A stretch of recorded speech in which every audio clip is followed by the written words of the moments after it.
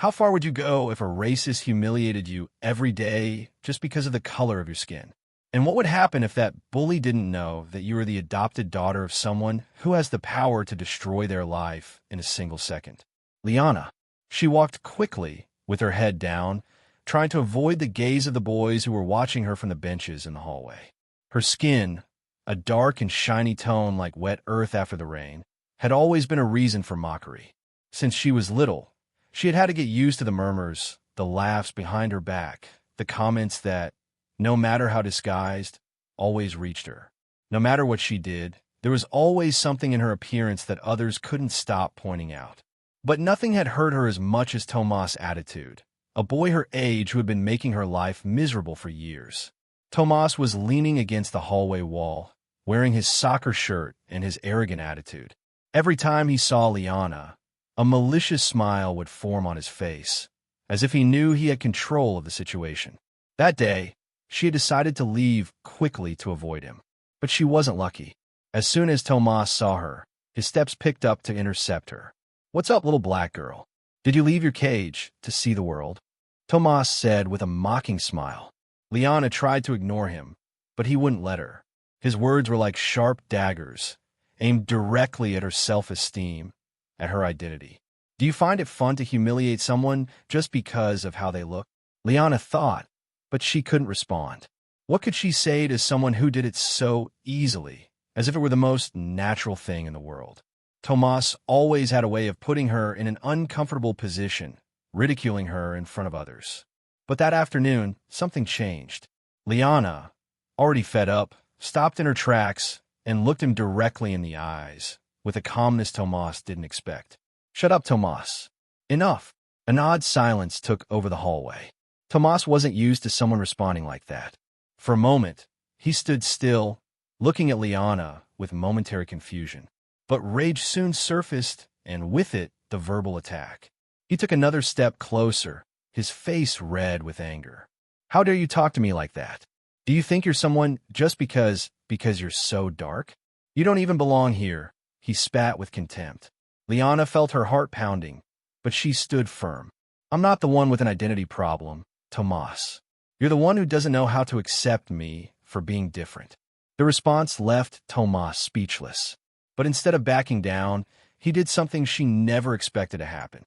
With a cruel smile, he extended his hand and shoved her, not very hard, but enough for Liana to stumble and fall to the ground. The echo of their laughter resonated through the hallway as Liana slowly got up. Once again, shame was about to overtake her, but something inside her told her she couldn't give up. Not with him, not at that moment. She took a deep breath, wiping the dirt from her uniform, and started walking without looking back. Tomas, seeing he hadn't achieved the desired effect, followed her with quick steps. "Where are you going, you filthy black girl? Do you really think you're going to let me win?" The pain in Liana's chest turned into a mix of anger and sadness. But then, before she could respond or escape, something happened. A sleek black car stopped in front of the school entrance. The doors opened, and a tall, imposing man stepped out of the vehicle. His presence was so strong that all the students around the scene froze. The man's cold, calculating gaze landed on Tomas. "Is there a problem here, young man?" the man asked in a low voice, but with an authority that made Tomas lose his breath.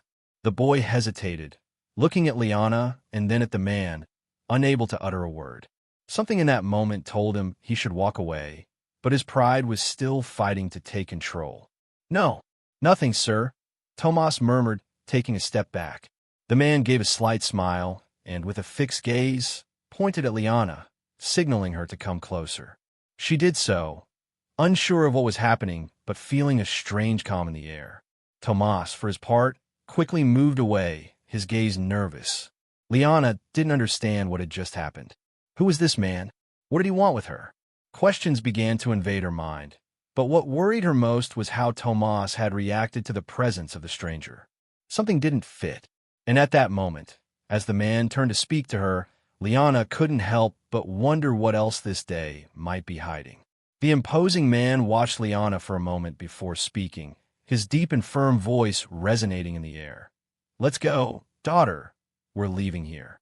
Liana looked at him, still confused, but said nothing. Something in his gaze conveyed confidence, a power that made her feel safe, even though she didn't fully understand the situation. Tomas, meanwhile, watched from a distance, his eyes filled with doubt and fear. The presence of that man had made it clear that something was wrong, but his pride still prevented him from admitting that there was something much bigger than him at stake. The man gestured for Liana to get into the car with him. Liana, after a moment of uncertainty, obeyed and got into the back seat. Through the rearview mirror, she saw that Tomas was still there, looking with an expression of uncertainty and fury. When the car started, the man didn't say anything for a few minutes. Liana tried to gather her thoughts, but something told her she was about to get answers. Finally, the man spoke, his tone soft but heavy with weight. "That situation won't stay like this, Liana.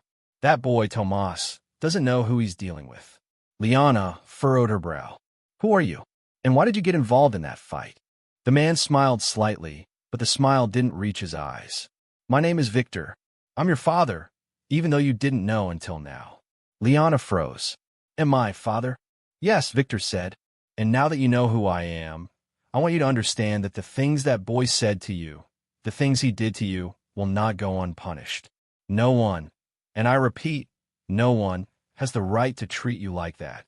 Liana, still processing the revelation, didn't know whether to feel more confused or scared. A mafia boss? Her father?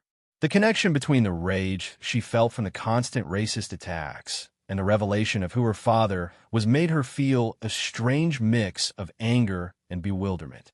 What kind of world had she been living in all this time, unaware that someone so powerful, someone so dangerous was so close? Victor sped up the car, crossing the streets with calculated speed, as if he were used to acting quickly. "We're going to teach that boy a lesson, so that he never dares to look at you that way again." Liana didn't fully understand what her father meant by teaching him a lesson. The truth was, the feeling of fear was beginning to weigh on her, but she couldn't help but feel a certain relief knowing someone else was taking control of the situation. No one would humiliate her again, not if her father was involved. The car stopped in front of an old warehouse on the outskirts of the city. "Get out," Victor said firmly. Liana looked at him, unsure of what to expect. Inside the warehouse, the lights were dim, and shadows seemed to cover every corner. The atmosphere was thick with tension, an invisible force that made everything feel suspended in the air. Tomas was there, visibly uncomfortable, looking around as if he wanted to flee. His eyes met Liana's, and the discomfort turned to rage, as if he couldn't stand her gaze. "What the hell?" he muttered, his words cut short by the harshness of the situation. Victor didn't waste time. "Tomas," he began, his voice low, but with a threat that could be felt in every syllable. "Do you think you can treat my daughter like you did and get away with it?" Tomas, in an attempt to defend himself, took a step back. I didn't know who she was," he stammered. "I was just joking. It wasn't that serious." But Victor didn't listen. He took a step toward him, with an air so dangerous that Tomas instinctively took a step back. "Jokes? There's nothing funny about that. What you did was humiliate her. You insulted her just for being who she is. And for that, you will pay the price." Liana, watching the scene, felt a mix of emotions.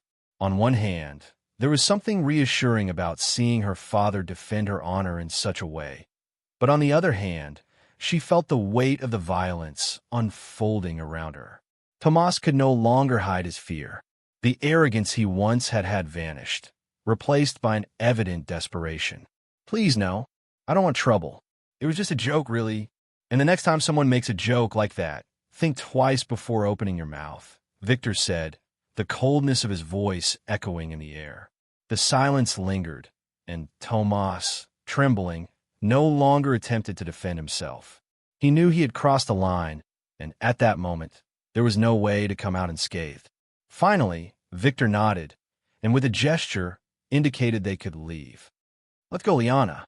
It's time for you to take control of your life. No one else is going to step on you." Liana, with her heart still racing, walked alongside her father, without saying another word.